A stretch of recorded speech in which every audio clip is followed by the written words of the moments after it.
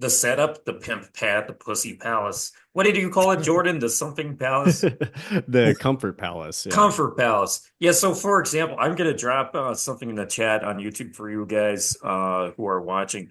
It's a blog post I released only a few weeks ago where I used to be part of a game house and it's just like Project Hollywood basically. In that blog post, I write about my comfort palace in my room basically. When I first moved in, I was just starting out at university, and like the first social event there was like drinks with like the lecturers and stuff like that. They had dozens of bottles of wine, and at my university, because I did social science, it was mostly women who were in the classes, so it was this crazy ratio. There were times when like I would sit in a lecture, the woman in front of me, and then the woman in front of her, and the woman in front of her, and the woman next to me, I all slept with. So it was a great social circle ground. But back to the point, um, at this first event, I said to a few of the people there, you see those bottles over there? Smuggle them into my bag. We're gonna get out of here and have an after party at my place. And I just like moved to the city and everything. So I we smuggled all these fucking bottles of wine and all these other things to my place. And then that's where I started this bar in my room. And it wasn't really a bar, it was just a table with alcohol bottles on it and energy drinks and stuff like that. So it was like if she, I heard dating advice before where it's like if she's tired, I remember RSD Julian used to talk about this. If she's tired, have a Red Bull at your place and just fucking give her one of those. No excuse to let her be tired and stuff like that. Mm. So I would just have like everything there. Not necessarily tampons and whatever, but the wine is there, the rum is there, the vodka is there, shots is there, everything. And I had postcards on the wall. I had crazy lights that go different colors, postcards from the Big one. cities I traveled to. And I had a balcony. And then over time, I uh, covered the concrete with like towels to make it look like a red carpet. And I had a table and beanbags there. I pimped it the fuck out. And it became so much more interactive and interesting. So I recommend checking out that link I put in the chat. But for the rest of you guys, what are the similar things that you have done to create your comfort pals? You go in there. I don't. This is the thing. I will disagree that you need one. Would you call it the comfort what? Comfort You don't palace is what need Jordan one, said. whatever you guys want to call it, but I do think it helps. And like any of those things that you were just talking about, any of those can now be set up to be a seed for a pull. It's like, oh, you like vodka? Oh, I have this great bottle of vodka. Oh, you like wine? Oh, I have this crazy bottle of wine from such and such a place. Oh, you should come check out the view on the balcony. Oh, yeah, I have all the postcards from the place. Oh, yeah, you should come check that out later. It's You like go in on that. each and every one of these little things becomes a reasonable excuse for her to come back with you and not feel slutty about I it. don't So, even think you need to so come back with you. You just tell her, yo, let's go back to my place. If you're doing everything right, Oh yeah, yeah, yeah. It's like either way because I never made it about yeah, come check out my postcards or my balcony or like having pre-drinks at my place. That's probably the closest it got to like using it as a reason to go back.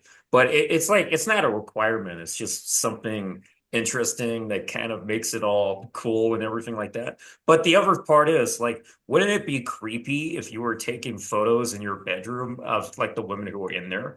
Unless you're just making videos of like interacting with the lights and all that shit.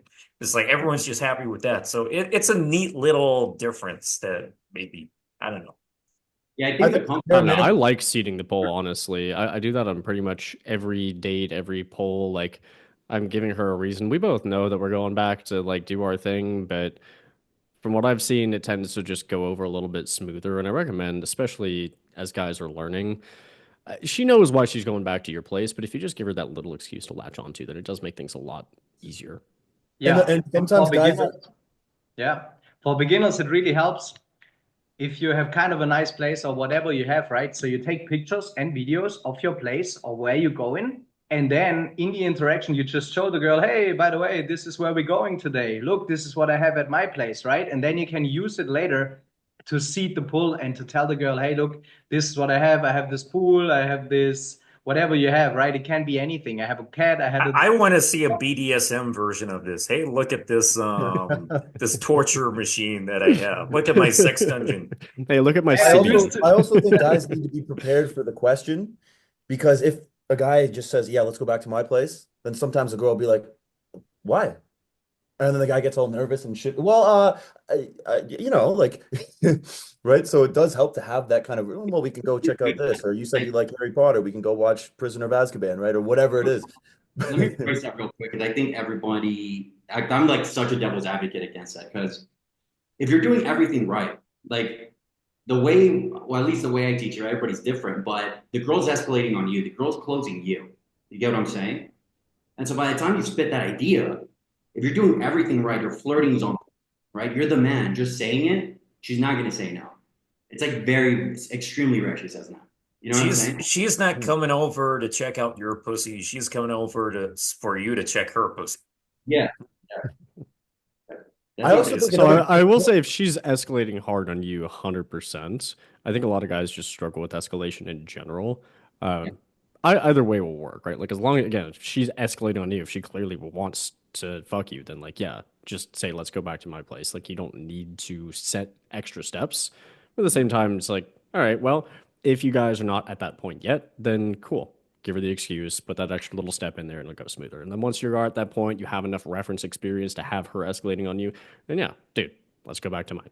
No, it's funny because I think of this. I dated quite a lot of Japanese women when I was living in London, and you'll just find all kinds of people from everywhere.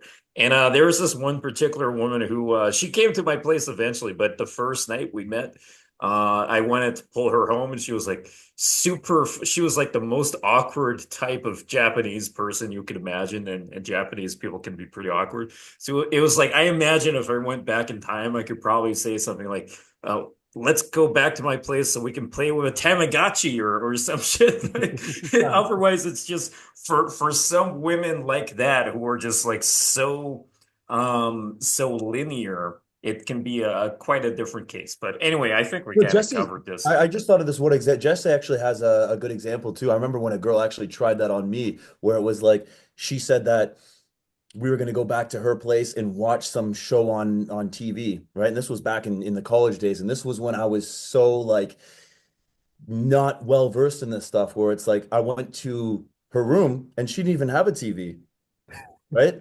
She She used that has move. scammed me. Oh my Yeah, God. I looked at there's no TV. She didn't have a laptop. I was like, well, how are we going to watch the show? Like I literally said that. And I was, oh, then it hit me, right? If you do everything right, the girl will make the move on you, right? Every time I go on a date and shit, and then the girl's like, "Do you want to grab another drink? I have alcohol at my house." She's closing me, and I'm like, "Yeah, sure, let's do it." So I'm saying if you do everything right, you don't need plausible deniability because she wants you just as much as you want her. You get what I'm saying? And so I think the real solution is teaching guys to have girls want them as much every single time and be in control of getting that outcome. So I think that's the real solution to all this. I think another important point to add too is that, yeah, you don't have to go as far as like having tampons and, all this stuff prepared. But I think a lot of guys go out with the mentality of, oh, I'm not even going to bring home a girl anyway, so I can just kind of, go out and whatever. And then, they bring back the girl and they're running around their house like a chicken with their head cut off, trying to like, organize their bathroom and put their clothes away. It's like, be prepared to bring the girl back, make sure to scrub the shit streaks in your toilet and do all that stuff so that a girl comes back to your place because she's going to look in the cabinets when she's in the bathroom. She's going to try to gather all the intel about you as much as she can, right? So just make sure it's like, yeah, you're prepared to succeed if you do bring a girl back.